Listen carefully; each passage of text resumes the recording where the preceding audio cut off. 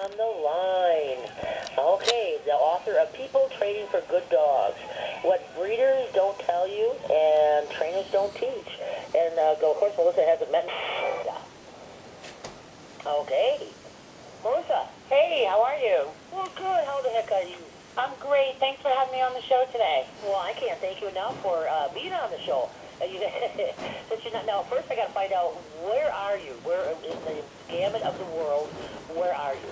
Well, we're lucky that we can all be together on the internet, so we're always together and reachable. But I'm located actually on Cape Cod.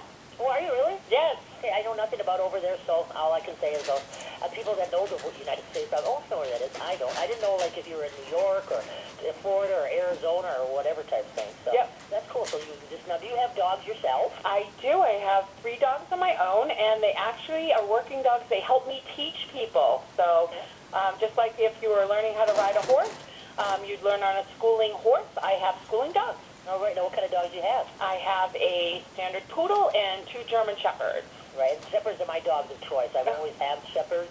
I just totally enjoy them all total. But and people, I've had an obedience school for 38 years, and for 30 years I've been training dogs for 38. But anyway, and people, I've always have a German Shepherd, always, and then whatever happens my way.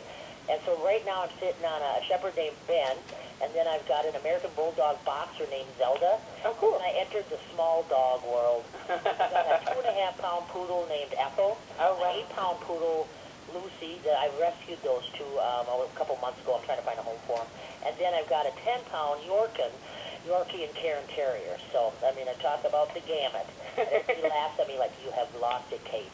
I'm a big dog fan. But anyway, so now this book, I was so tickled pink to get it, or when they sent some press release or whatever and started reading. And so I was and then they sent me a copy, and I tell you, this is a book that every dog owner, first of all, if you're going to contemplate getting a dog, they need to read this before they get the dog. And then people that are having, just want to build a better relationship with the dog, or the big thing here is having problems with the dog.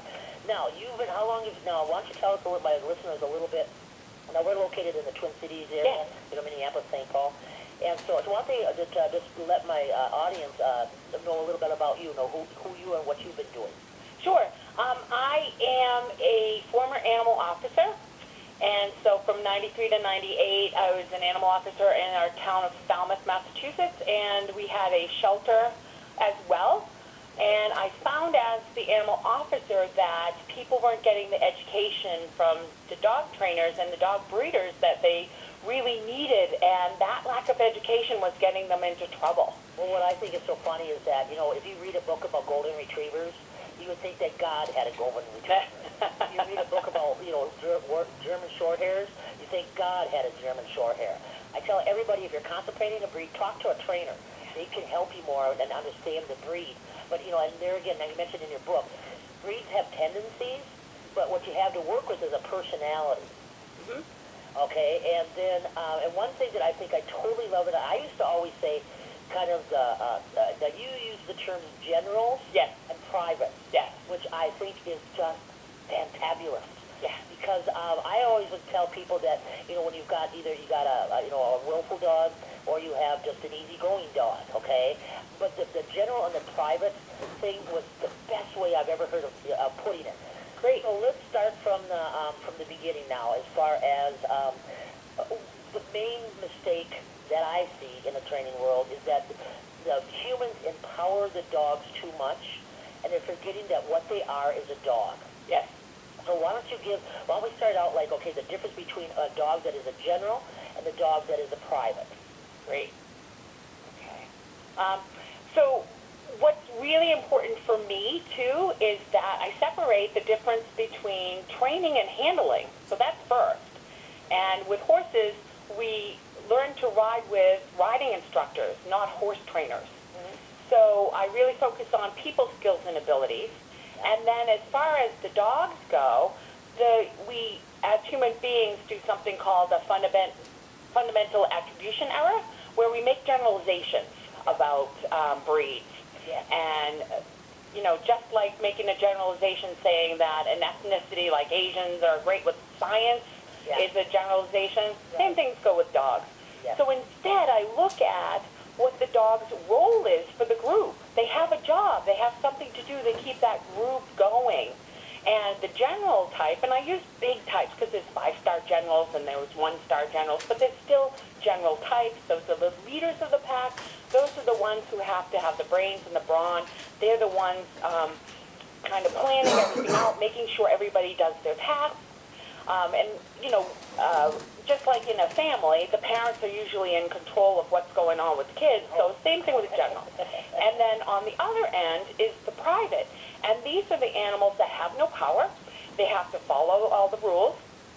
And they're pretty willing to do anything that anybody else tells them to do. Right, and one problem that I see, you know, where is that, okay, let's say you had a private for, let's say, lack of, because a lot of people have golden retrievers, we'll pick on golden retrievers, Right. okay?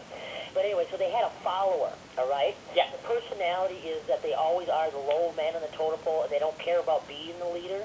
So they're a very easy dog to train, very receptive. You can probably do a lot of things with that dog that there's never going to be any repercussions. Mm-hmm. And then that dog dies, and then they go and get another golden retriever.